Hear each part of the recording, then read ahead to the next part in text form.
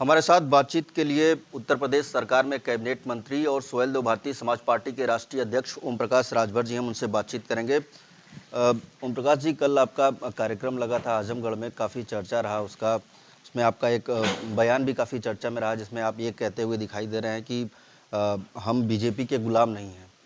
आखिर क्या कुछ हुआ कि आपको ये सब कहना पड़ रहा है? कि वहाँ भागीदारी पार्टी प्रेमचंद प्रजापति राष्ट्रीय अध्यक्ष, उन्होंने कार्यक्रम एक रखा था, हमको उन्होंने बुलाया था। तो उनको वहाँ के लोग कह रहे थे कि वो यहाँ नहीं आएंगे, वो भाजपा के गुलाम हैं, आपकी मीटिंग में नहीं आएंगे। तो हमको बताया कि देखो, हम एक सहयोगी दल हैं, हम भाजपा के गुलाम नहीं हैं, उनसे कह दो सब लोग जुटे, हम आएंगे। मैं गया और उसी बात को कहा कि यहाँ कुछ साथी कह रहे थे कि हम भाजपा के गुलाम हैं। तो हम भाजपा के गुलाम नहीं, हम सहयोगी दल हैं, और प्रेमचंद भाई जी का कार्यक्रम है, इन्होंने मुझे बुलाया है, मैं आया। ऐसी भी चर्चा चल रही थी कि खबरें ऐसी चल रही थी कि कुछ लोग वहाँ पे शराब पी करके ये समाजवादी पार्टी के लोग बैठ के पियत रही है, वो फोटो खिंचवा के डल वहीं मरते हमारी मीटिंग में 22 साल हो गए, आप भी तो यहाँ मीटिंग में गए हो, कभी देखे 22 साल में? वो सब सपाइयों का खेल है।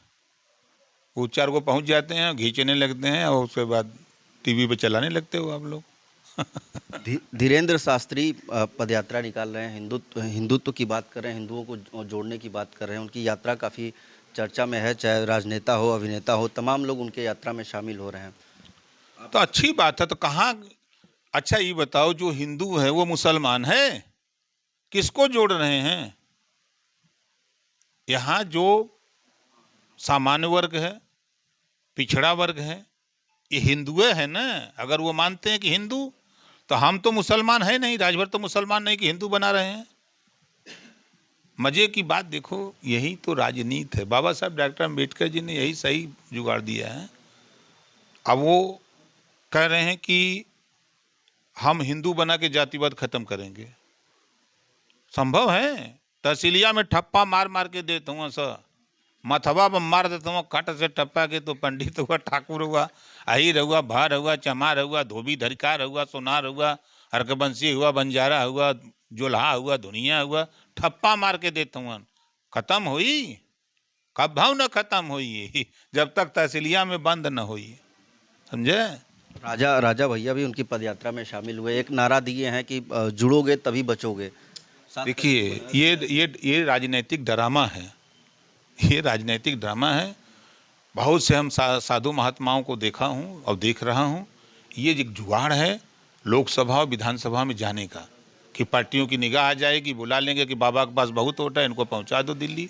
मतलब आपको लग रहा है कि धीरेन्द्र शास्त्री के जो पदयात्रा है उसके पीछे उनकी मंशा यही है कि आगे लोकसभा चुनाव तब का है जातिवाद खत्म होगी का? पंडित जी को कहोगे कि तुम पंडित जी नहीं हो, नित्यानंद पांडे हैं, इनसे कहो कि कौन जाति के हो भैया, तब तो क्या बताएंगे कि भार है राजेश यादव, इनसे पूछो कौन बिरादर, कहे अहिर यार ड्रामा चल रहा है। तब का है?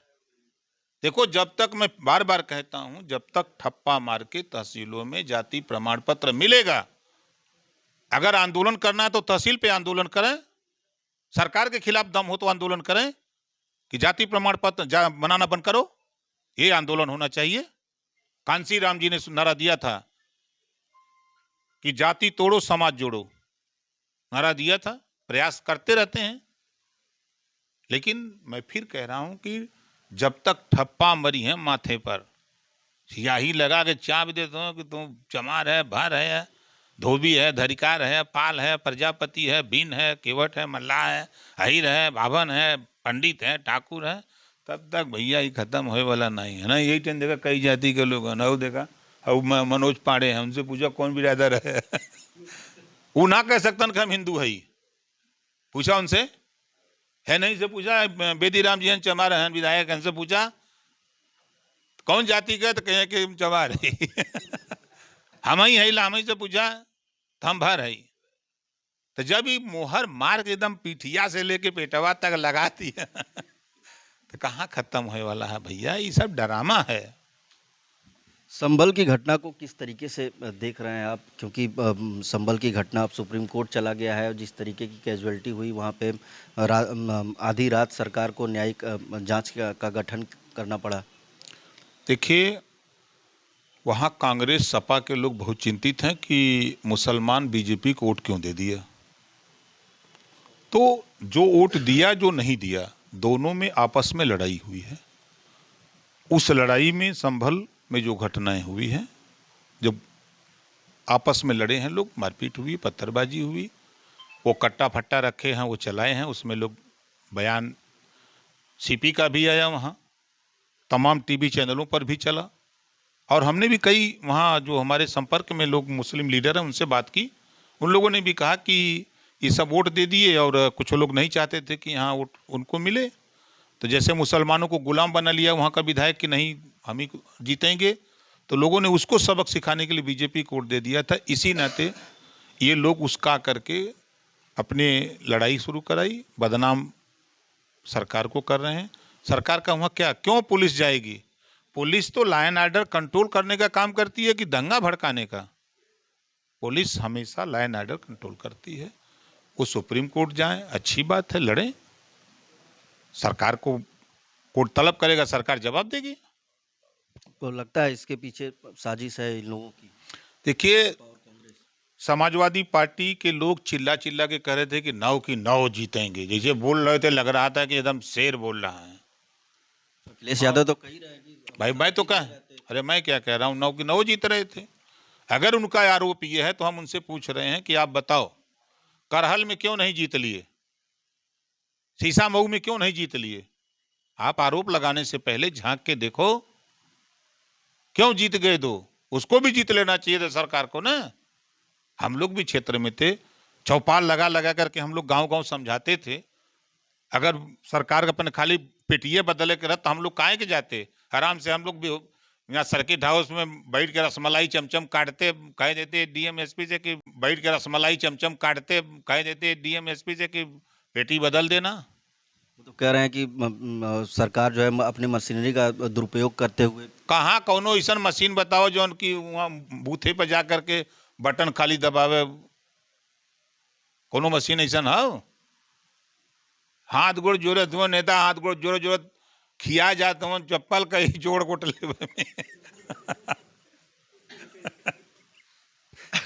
शीतकालीन सत्र शुरू हो गया है, वह बिल पे चर्चा होगी, लेकिन उससे पहले बनारस का ही एक यूपी कॉलेज है, आप भी जानते होंगे, उदय प्रताप कॉलेज, वह बोर्ड ये दावा कर रही है कि वो प्रॉपर्टी जो है वह बोर्ड की है। यही तो बात है, यही संशोधन हो रहा है ना कि 1359 फसली के समय अगर वो जमीन वक्फ बोर्ड की है तो उसको मिलेगा। अगर उसके बाद वो जमीन किसी की निजी हो या किसी की सरकार की हो, उसको वक्फ बोर्ड कह कि हमारी हमको दे दीजिए। कानून में तो यही संशोधन है। वक्फ बोर्ड ये कहता है कि ये जमीन हमारी है, अब वो रेवेन्यू भी कहता है कि इसको जाके खाली कराओ। तो सरकार संशोधन यही कह रही कि अगर वो वक्फ बोर्ड कहता है, वो चैलेंज करता है कि हमारी जमीन है, तो उसकी जांच होगी।